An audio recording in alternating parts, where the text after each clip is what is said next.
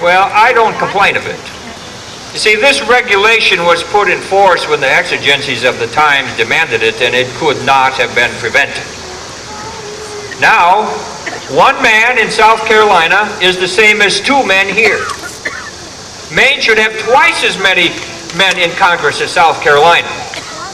It is a fact that any man in South Carolina has more influence and more power in Congress today than any two now before me. The same thing is true of all slave states, though it may not be in the same proportion. It is a truth that cannot be denied that in all the free states, no white man is equal to the white man of the slave states. But this is in the Constitution, and we must stand up to it. Now the question then is, have we no interest as to whether the white man of the North shall be the equal of the white man of the South? Once when I used this argument in the presence of Douglas, he answered that in the North, the black man was counted as a full man and had an equal vote with the white, while at the South they were counted at but 3/5. Douglas, when he'd made this reply, doubtless thought that he had forever silenced the objection. Have we no interest in the free territories of the United States, that they should be kept open for the homes of free white people? As our northern states are growing more and more in wealth and population, we are continually in want of an outlet through which it may pass out to enrich our country. In this we have an interest, a deep and abiding interest. And there is another thing, and that is the mature knowledge we have, the greatest interest of all. It is the doctrine that the people are to be driven from the maxims of our free government that despises the spirit which for 80 years celebrated the anniversary of our national independence. We are a great empire. We are 80 years old. We stand at once the wonder and the admiration of the whole world. And we must inquire what it is that has given us so much prosperity. And we shall understand that to give up that one thing would be to give up all future prosperity. This cause is that every man can make himself.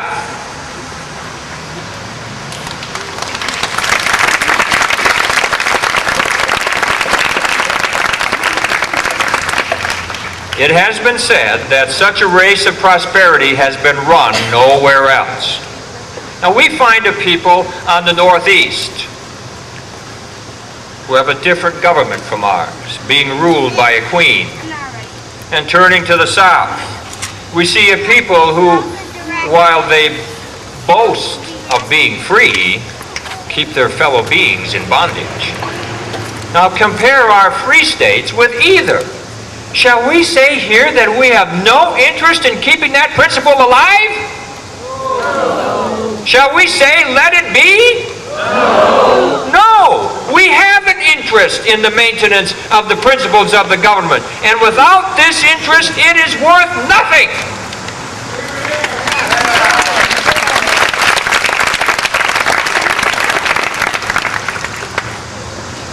I have noticed in Southern newspapers, particularly the Richmond Enquirer,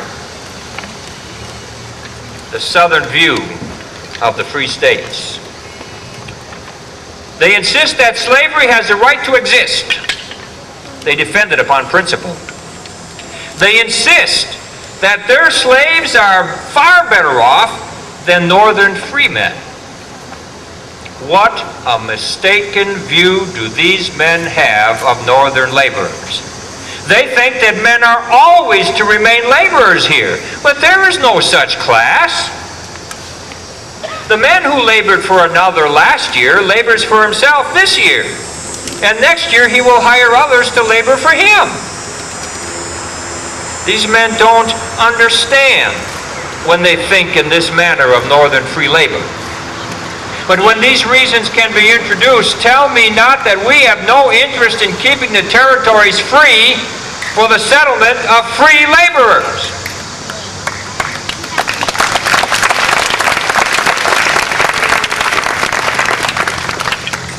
I pass then from this question. I think we have an ever-growing interest in maintaining the free institutions of our country. Now, it is said that our party is a sectional party. It has been said in high quarters that if Frémont and Dayton are elected, the Union would be dissolved. The South do not think so? I believe it. I believe it. It is a shameful thing that the subject is talked of so much. Did we not have a Southern president and a vice president at one time? And yet the Union has not been dissolved. Why, at this very moment we have a Northern president and vice president. Pierce and King were elected, and King died without ever taking his seat.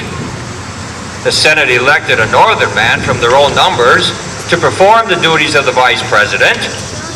He resigned his seat, however, as soon as he got the job of making a slave state out of Kansas. Was not that a great mistake? Then why didn't he speak what he did mean? Why did not he speak what he ought to have spoken? That's the very thing. He should have spoken manly, and then we should then have known where to have found him. Now, it's been said that we expect to elect Frémont by the Northern votes. Certainly, we do not think that the South will elect him. But let us ask the question differently. Does not Buchanan expect to be elected by the Southern votes? Fillmore, however, will go out of this contest the most national man we have. He has no prospect of having a single vote on either side of Mason and Dixon's line to trouble his poor soul about. We believe that it is right that slavery should not be tolerated in the new territories. Yet we cannot get support for this doctrine except in one part of the country. Slavery is looked upon by men in the light of dollars and cents. The estimated worth of the slaves at the South is $1 billion.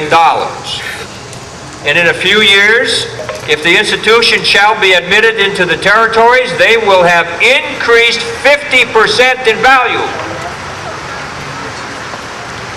Our adversaries charge Frémont with being an abolitionist. When pressed to show proof, they frankly confess they cannot show no such thing. Then they run off on the assertion that his supporters are abolitionists.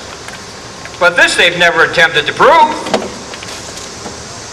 I know of no word in the language that has been used so much as that one abolitionist having no definition. It has no meaning unless taken as designating a person who is abolishing something. If that be its signification, the supporters of Frémont are not abolitionists. In Kansas, all who come there are perfectly free to regulate their own social relations. There has never been a man there who was an abolitionist, for what was there to be abolished? People there had perfect freedom to express what they wished on the subject when the Nebraska bill was first passed. Our friends in the South who support Buchanan have 5 disunion men to 1 at the North. This disunion is a sectional question. And who is to blame for it? Are we? No. I don't care how you express it. This government is sought to be put on a new track. Slavery is to be made a ruling element in our government.